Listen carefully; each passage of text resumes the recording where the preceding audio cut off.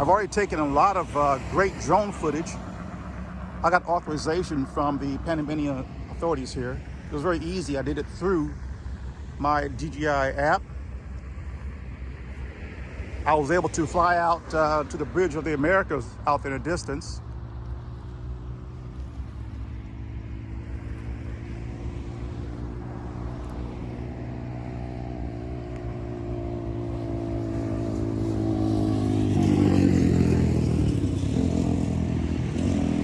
So this is great exercise.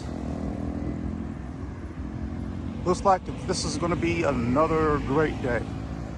Hope you guys enjoyed the first and second videos that I put up.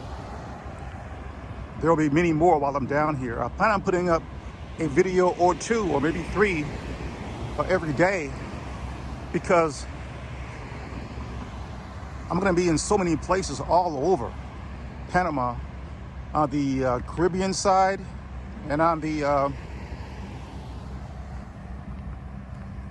Pacific side. North, south, east, and west. I'll be all over. So stay tuned.